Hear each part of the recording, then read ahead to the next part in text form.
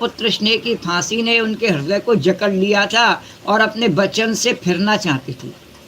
वे जो जो समय बताते वरुण देवता उसी की बात देखते और आ जाते, धमकते हाके धमकते उससे पूछते देव।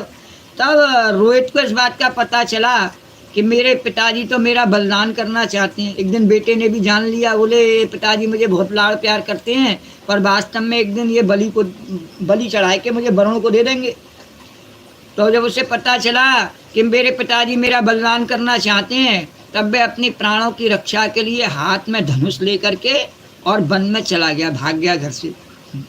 और जो उसके भागने की बात वरुण महाराज को मालूम हुई तो वे हरिश्चंद्र के पास गए और उन्होंने कहा क्या हुआ, मेरा यज्ञ पशु कहाँ गया? बोले पता नहीं कहाँ गया। तो इस पर उन्हें क्रोध आया और उन्होंने उसे श्राप दे दिया हरिश्चंद्र को, और वे महोदर रोग से पीड़ित हुए। यह बात जो है रोहित को पता लगी कि मेरे पिता पीड़ित हो गए, तो वह अपने पिता की मदद करने के लिए उनके पास में आने लगा।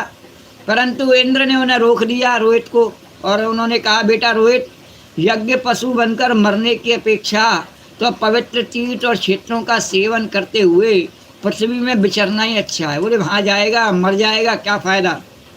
इंद्र की बात मान करके और वह 1 वर्ष तक और वन में ही भटकता रहा। बोले कोई बात नहीं। इसी प्रकार दूसरे, तीसरे, चौथे और 5वें वर्ष में भी रोहित ने अपने पिता के पास जाने का विचार किया, परंतु इंद्र बूढ़े ब्राह्मण का वेश धारण करके आ जाते हर बार और उसे रोक देते, वह जा नहीं पाता।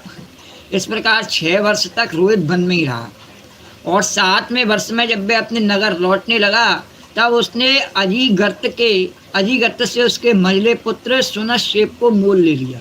एक ब्राह्मण था अजीगर्त, उसके 3 संतानें थीं, 3 बेटे थे उसके, और बड़ा गरीब था, कुछ खाने के लिए उसके पास में था नहीं।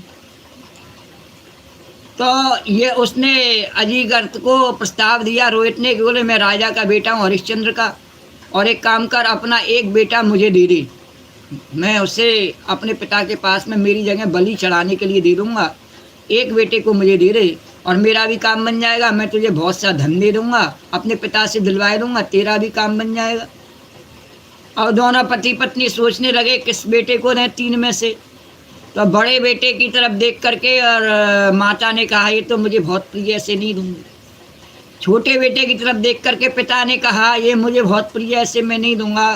तो बीच का जो था सुनश्शेप, उसने जान लिया कि निश्चित ही अब मैं ही बचा हूँ, और यदि मैं नहीं जाऊँगा तो मेरे पिता माता भाई सब भूखे मरेंगे, बढ़िया है कि मैं ही अपना बलिदान दे दूँ। तो अब उसने कहा ठीक है पिताजी, फैसला हो गया, मैं जाऊँगा यज्ञ पशु बन करके। तो सुनश्शेप को रोहित ने मोल ले लिया और यज्ञ पशु बनाने के लिए पिता को सौंपकर उनके चरणों में नमस्कार किया। और तब परम यशस्वी एवं श्रेष्ठ चरित्र वाले राजा हरिश्चंद्र ने महोदर रोग से छूट करके और पुरुष मेध यज्ञ द्वारा वरुण आदि देवताओं का यजन किया। उस यज्ञ में विश्वामित्र जी होता हुए और परम संयमी जमदग्नि ने आधुर्य का काम किया। वशिष्ठ जी ब्रह्मा बने और अन्यान्य मुनि और अयाज्ञ मुनि सामगान करने वाले उद्गाता बने, अयाश्य मुनि। और उस समय इंद्र ने प्रसन्न होकर के हरिश्चंद्र को एक सोने का रथ दिया, बहुत प्रसन्न हुआ।